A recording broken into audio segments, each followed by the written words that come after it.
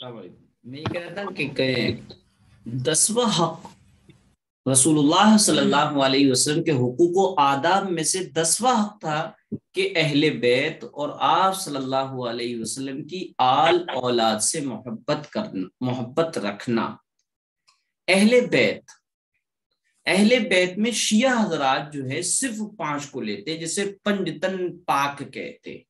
آپ نے دیکھا ہوا کیلنڈر میں ہاتھ کا پنجہ ہوتا ہے، اس پہ لکھا ہوتا حسن، حسین، فاطمہ، علی، رسول اللہ صلی اللہ علیہ وسلم۔ یہ عقیدہ یہ کہتے ہیں پنجتن پاک۔ یہ اس عقیدے کے پس پردہ ان کی صحابہ سے بغض اور دشمنی چھپی ہوئی ہوتی ہے۔ وہ یہ کہنا چاہتے ہیں پنجتن پاک، بعد باقی کے سب ناپاک، نعوذ باللہ۔ وہ صحابہ کو گالیاں دینا کو عبادت سمجھتے ہیں۔ بہرحال تو اہل بیت میں ہم اہل سنت والجماعت کے نزدیک اہل بیت میں آپ صلی اللہ علیہ وسلم کی 11 بیویاں آتی ہیں، آپ کے داماد آتے ہیں، بیٹی آتی ہیں، اور آپ کے نواسے نواسیاں آتے ہیں، سب اہل بیت میں آتے ہیں۔ تو ایک لفظ ہے آل اور ایک اہل بیت اور آل بیت، آل اولاد۔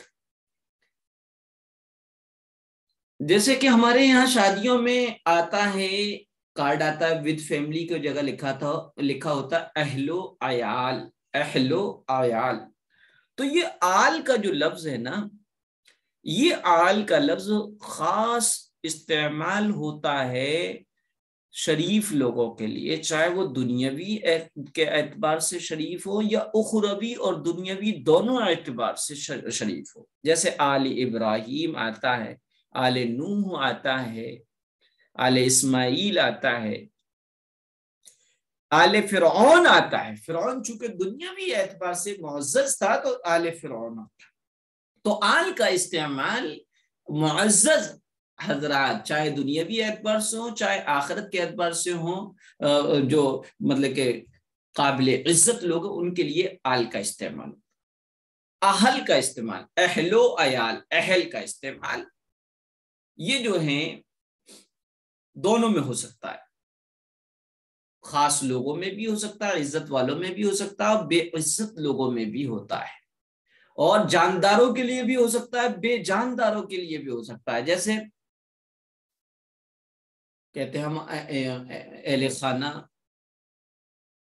اور اسی طریقے سے اہل حجام اور اہل سہارنپور اہل کہتے ہیں، یعنی سہارنپور کے رہنے والے، اسی طرح اہل محلہ محلے کے رہنے والے، اہل مسجد مسجد سے متعلق، اہل مدارس مدارس سے متعلق۔ تو یہاں پر اہل سجیو کے لیے بھی اور نرجیو کے لیے، یعنی جاندار کے لیے بھی اور بے جان کے لیے، دونوں کے لیے استعمال ہو رہا ہے۔ یہ آل اور اہل کا فرق میں نے بتا دیا۔ تو اہل بیت اور آپ کی آل اولاد سے محبت رکھنا یہ کیا ہے؟ آپ کا حق ہے۔ آپ صلی اللہ علیہ وسلم نے فرمایا، مشکات کی حدیث ہے، اللہ سے محبت کرو کیونکہ وہ تمہیں نعمتوں کی غذا عطا کرتا ہے، اور اللہ سے محبت کی وجہ سے مجھ سے محبت کرو، اور میری محبت کی وجہ سے میرے گھر والوں سے محبت کرو۔ اور پھر 11واں حق ہے صحابہ سے محبت رکھنا۔ اور اس لیے کیا فرمایا اللہ کے رسول نے، اللہ فی اصحابی لا تتخذوهم غرضا من بعدی فمن احبهم فبحبی احبهم ومن ابغضهم فببغضی ابغضهم۔ ترمذی کی حدیث ہے، آپ صلی اللہ علیہ وسلم نے فرمایا، میرے صحابہ کے معاملے میں اللہ سے ڈرو، اللہ سے ڈرو، میرے بعد ان کو اپنی اغراض، اپنے مقصد کا نشان تانا نہ بنا لینا، اپنی مقصد کے تحت ان پر برا بھلا لعن طعن نہ کرنا۔ جو شخص ان سے محبت کرتا ہے میری محبت کی وجہ سے ان سے محبت کرتا ہے، اور جو شخص ان سے دشمنی رکھتا ہے مجھ سے دشمنی کے سبب ان سے دشمنی رکھتا ہے، یعنی جو حقیقت میں صحابہ کا سے محبت کرے گا تو گویا کہ وہ اللہ کے رسول سے محبت کر رہا ہے، اور جو صحابہ سے بغض رکھے گا گویا کہ اس نے اللہ کے رسول سے بغض رکھا۔ اس لیے بہت سے ناواقف ہماری بہنیں ایسی ہیں جو حضرت معاویہ کو برا کہتی۔ حضرت معاویہ صحابی رسول تھے، یزید کی وجہ سے حضرت معاویہ کو برا کہتی۔ صحابہ کو برا کہنے والوں کے چہرے مرتے وقت سیاہ ہو جاتے ہیں۔ بہرحال صحابہ سے متعلق ہمیں ایک یہ بھی عقیدہ رکھنا ہے کہ دیکھیے صحابہ جو ہے محفوظ عن الخطا تھے اور انبیاء معصوم عن الخطا تھے۔ دیکھیے محفوظ مانے کسی چیز سے سیف ہونا، اور ان مانے سے آتے ہیں عربی کے عین اور نون، ان مانے سے، خطا مانے غلطی۔ تو نبی جتنے بھی آئے وہ سب معصوم عن الخطا تھے، یعنی گناہوں سے بچے ہوئے تھے، اور صحابہ اکرام محفوظ عن الخطا تھے۔ یہ کیا مطلب محفوظ عن الخطا اور معصوم عن الخطا کے معنی کیا ہیں؟ معصوم عن الخطا کا مطلب یہ کہ اللہ اپنے نبی سے گناہ نہیں ہونے دیتا۔ معصوم عن الخطا کا مطلب یہ کہ نبیوں سے اللہ گناہ ہونے ہی نہیں دیتا، اور محفوظ صحابہ چونکہ محفوظ عن الخطا تھے تو صحابہ محفوظ عن الخطا تھے، اس کا مطلب یہ کہ صحابی سے گناہ ہو تو جاتا ہے لیکن اللہ تعالیٰ ان کے نامی اعمال میں باقی نہیں رہنے دیتا۔ یہ جو ہے یہ متعلق تھا۔ چلیے ہم جو ہے بسم اللہ سے متعلق گفتگو کر رہے تھے، اور ہم نے بتایا تھا کہ بسم اللہ قرآن کریم کی ایک آیت ہے جو سورتوں کے درمیان فصل کرنے کے لیے نازل کی گئی۔ بسم اللہ کی فضیلتوں میں سے ایک فضیلت یہ بتائی ہے اور لکھی ہے کہ رسول اللہ صلی اللہ علیہ وسلم نے فرمایا مجھ پر ایک ایسی آیت اتری ہے کہ کسی نبی پر سوائے حضرت سلیمان علیہ السلام کے ایسی آیت نہیں اتری۔ وہ آیت بسم اللہ الرحمن الرحیم ہے، جسے تسمیہ کہتے ہیں۔ حضرت جابر رضی اللہ تعالیٰ عنہ فرماتے ہیں کہ جب یہ آیت یعنی بسم اللہ الرحمن الرحیم اتری تو عجیب عجیب واقعات ہوئے، 6 عجیب چیزیں ہوئیں، 6 عجیب جو پہلے کسی آیت کے نزول پر نہیں ہوئی، جو کسی آیت کے اترنے پر، کسی سورت کے اترنے پر جو چیزیں نہیں ہوئی وہ بسم اللہ الرحمن الرحیم کے نازل ہونے اور اترنے پر ہوئی۔ سب سے پہلی چیز، بادل مشرق کی طرف چھٹ گئے۔ بادل مشرق کہتے ہیں سورج نکلنے کی جگہ کو، جسے ہم اردو میں پورب کہتے ہیں، ہندی میں پورب کہتے ہیں۔ تو بادل جتنے پہ تھے، یہ جو ایک آسمان ہوتا ہے، ایک بادل ہوتا ہے جو چلتے ہیں، یہ بادل دھواں جو ہے وہ بادل ہے۔ تو بادل جو ہے سب مشرق کی طرف چھٹ گئے، ہوائیں بالکل ساکت ہو گئی، رک گئی، بالکل ہوائیں رک گئی۔ سمندر جو تھے وہ ٹھہر گئے، سمندر کے بھاؤ جو جریان ہوتا وہ ایک دم سے ٹھہر گیا۔ چوتھا، جانوروں نے کان لگا لیے، جیسے کسی احساس ہونے پر جانور کان کھڑے کر لیتے ہیں، ایسی جانوروں نے کان لگا لیے۔ شیاطین، یہ شیطان کی جمع ہے، شیاطین پر آسمان سے شعلے اور انگارے گرے۔ اور چھٹی چیز، پروردگار عالم نے اپنی عزت و جلال کی قسم کھا کر فرمایا کہ جس چیز پر میرا یہ نام لیا جائے گا اس میں ضرور برکت ہوگی۔ حضرت عبداللہ ابن مسعود رضی اللہ تعالیٰ عنہ فرماتے جہنم کے 19 داروغاؤں سے، داروغہ کہتے ہیں کسی بھی چیز کی حفاظت پر اور کسی بھی چیز کے انتظام پر کھڑا ہونے والا بندے کو داروغہ کہتے ہیں۔ تو جو جہنمیوں کو گھسیٹ کر جہنم میں اور دوزخ میں ڈالیں گے انہیں، اور دوزخ کے داروغہ کہتے ہیں، اور یہ خطرناک شکل و صورت کے اور بڑی جسم اور ہائٹ اور قد و قامت کے ہوں گے۔ 19 داروغوں سے جو بچنا چاہے وہ بسم اللہ الرحمن الرحیم پڑھے۔ اس کے بھی 19 حروف ہے، اس میں بسم اللہ الرحمن الرحیم میں 19 حروف ہے۔ با ایک حرف ہے، سین ایک حرف ہوتا ہے، ایک حروف ہوتا ہے. حرف ایک کو کہتے ہیں اور حروف بہت ساروں کے مجموعے کو کلیکٹ جو پورا مجموعہ ہوتا ہے اسے حروف کہتے ہیں.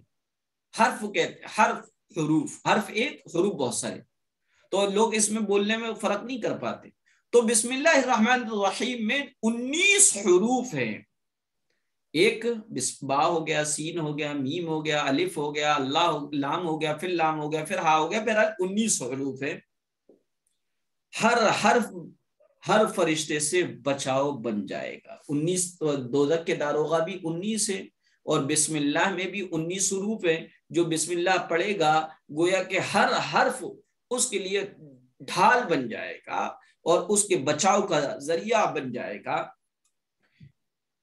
اسے ابن عطیہ ایک عالم ہیں، ابن عطیہ نے بیان کیا ہے یعنی اس حدیث کو، اور اس حدیث کی تائید دوسری حدیثوں میں بھی ہوتی ہے جس میں اللہ کے رسول صلی اللہ علیہ وسلم نے فرمایا میں نے 30 سے اوپر فرشتوں کو دیکھا ہے، وہ جلدی کر رہے تھے.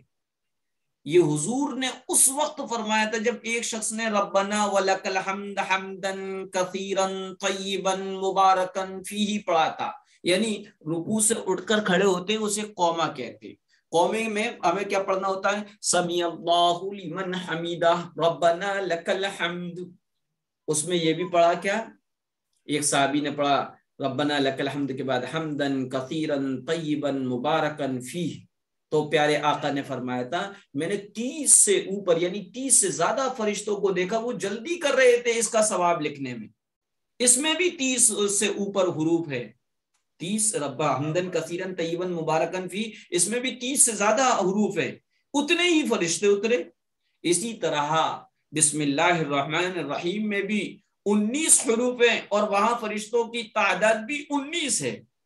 مسند احمد میں ہے حضرت صلی اللہ علیہ وسلم کی سواری پر آپ کے پیچھے جو صحابی سوار تھے ان کا بیان ہے کہ حضور اکرم صلی اللہ علیہ وسلم کی اونٹنی ذرا پھسلی تو میں نے کہا شیطان کا ستیہ ناش. ہم بھی کہہ دیتے کوئی ستیہ ناش ہو اس کا، تو ان صحابی نے بھی کہا ستیہ ناش ہو. آپ نے فرمایا یہ نہ کہو، اس سے شیطان پھولتا ہے اور خوش ہوتا ہے اور خیال کرتا ہے گویا اس نے اپنی قوت سے گرایا ہے. تو کہا ہاں بسم اللہ کہنے سے وہ مکھی کی طرح ذلیل و پست ہو جاتا ہے. ایک صاحب نے مجھ سے مسئلہ پوچھا کہ مصعب ہماری سانسیں کوئی بچہ گر رہا ہو تو کہتی ہیں بسم اللہ بسم اللہ بسم اللہ، اور کوئی بھی نقصان بھی ہو رہا ہو تو بھی بسم اللہ کہتی. تو اس جگہ بسم اللہ کیا پڑھے؟ بسم اللہ پڑھنے سے تو برکت ہوگی، یعنی وہ میرا بیٹا بار بار گرے گا یا میرا نقصان بار بار ہوگا. تو میں نے کہا نہیں، ان کا عمل حدیث سے ثابت ہے. پھر میں نے ان کو یہی حدیث بتائی کہ جب کوئی نقصان ہوتا ہے یا کچھ پیر پھسلتا ہے یا کچھ بھی ہوتا ہے تو ہم کہتے ہیں اف ستیہ ناس ہو شیطان کا، اف ہو. تو اس وقت کیا ہے شیطان خوش ہوتا ہے، وہ یہ کہتا اوہو گویا کہ میں نے کر دیا، حالانکہ وہ بھی اللہ کے آگے محتاج ہے، بے بس ہے. تو ایسی صورت میں کیا کہنا چاہیے؟ بسم اللہ.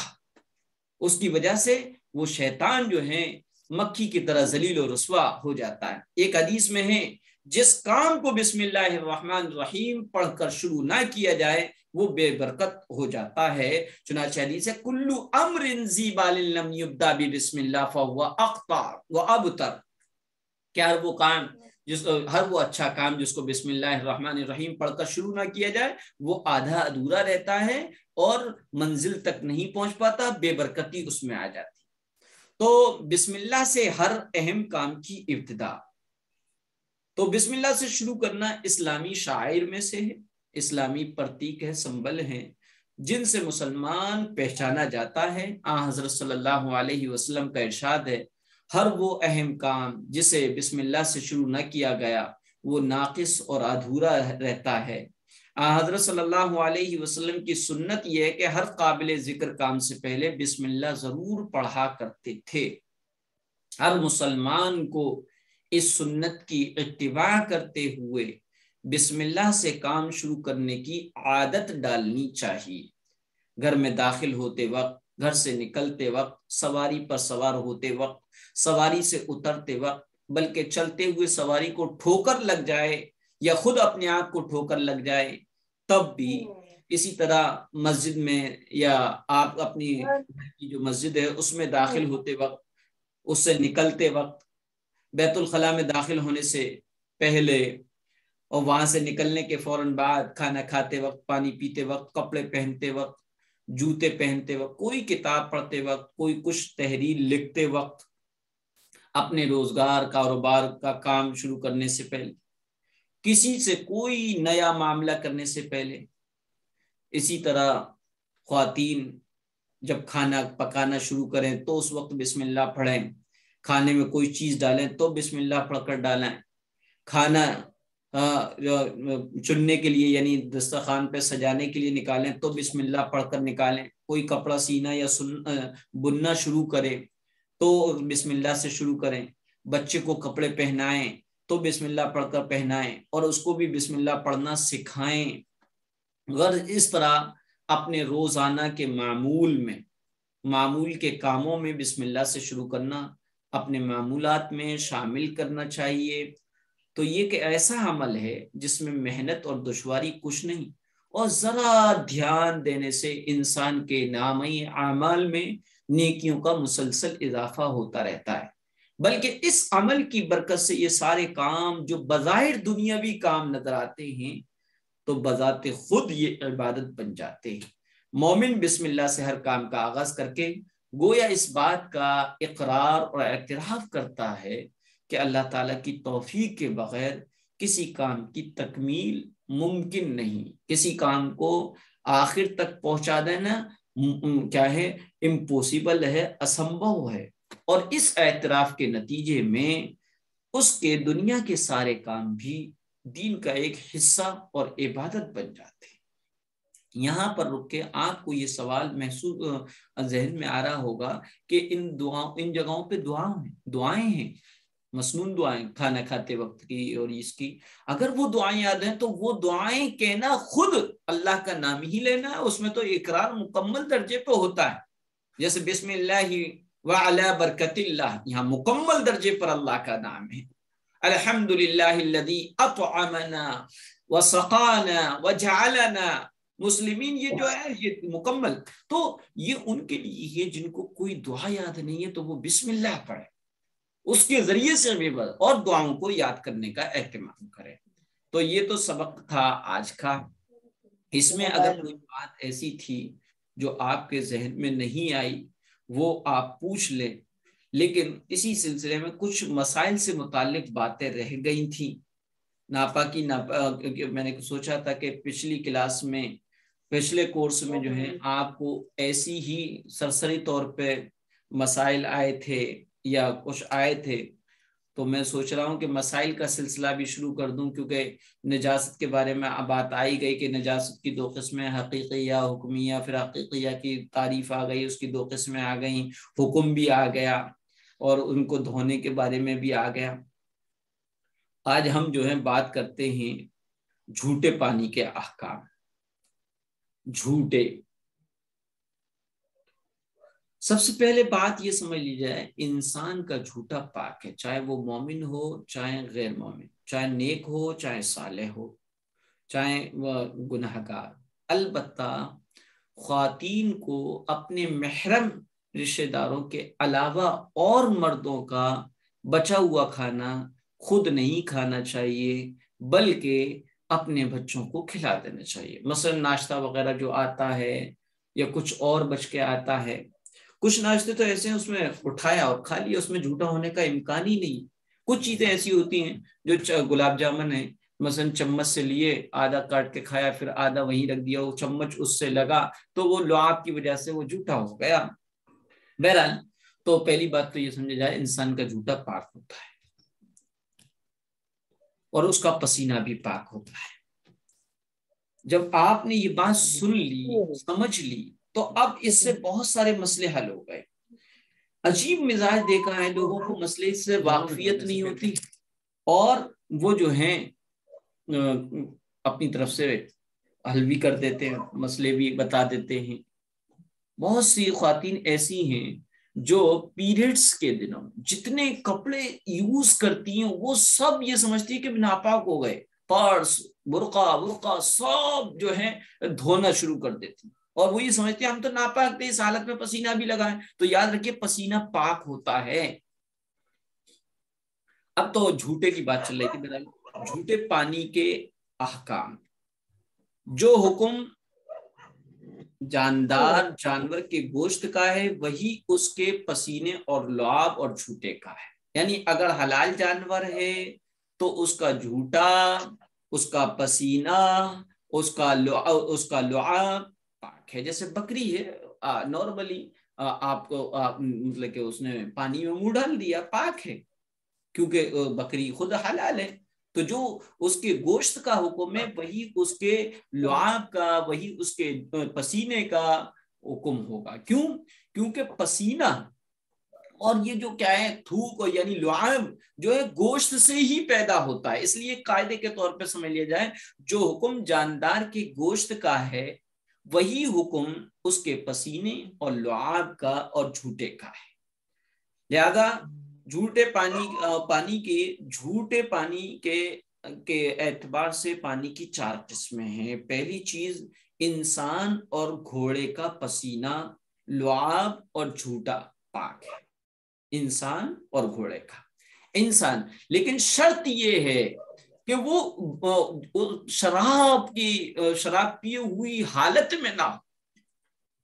عورتوں کے مسئلے تو میں نے بتا دیا کہ آپ محرم کا جھوٹا آپ استعمال کریں، کیونکہ غیر محرم کا جھوٹا اگر استعمال کرتی ہیں تو مکروہ ہے۔ دوسری قسم بلی کا جھوٹا پاک ہے، لیکن اس سے طہارت حاصل کرنا، اس سے پاکی حاصل کرنا مکروہ تنزیہی ہے۔ تیسرا چوہے، سانپ، چھپکلی اور جو گھر میں کیڑے مکوڑے رہتے ہیں ان کا جھوٹا بھی مکروہ ہے۔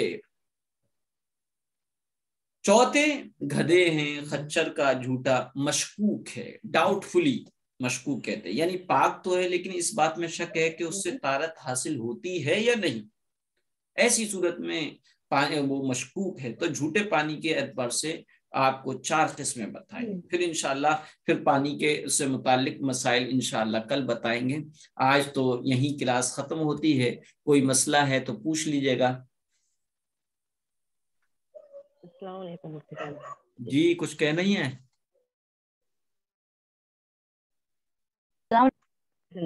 جی کنیز زینب جی فرمائیے۔ مجھے یہ کہنا، میرے ابو آپ سے کچھ سوال پوچھنا چاہتے ہیں۔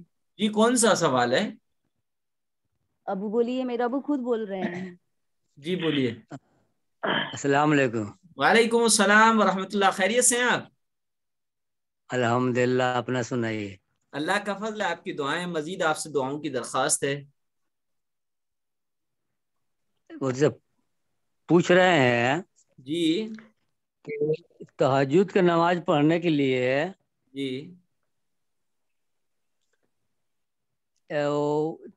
واجب جو ہے ایسا میں پڑھا جائے گا کہ نہیں؟ دیکھیے، ہاں وطر کے متعلق یہ ہے کہ جو لوگ تہجد کے پابند ہیں اور تہجد میں یقینی طور پر اٹھتے ہیں ان کے لیے افضل یہ ہے کہ عشاء کے بعد وطر نہ پڑھیں بلکہ تہجد کی نماز پڑھنے کے بعد آخر میں وطر پڑھیں۔ جی، اور جن لوگوں کا اٹھنا یقینی نہیں ہے، اٹھ نہیں پاتے ہیں، تو ایسی صورت میں ان کے لیے بہتر یہ ہے کہ وہ عشاء کے فوراً بعد وطر پڑھ لیں اور تہجد میں اٹھ جائیں تو تہجد پڑھ لیں۔ جی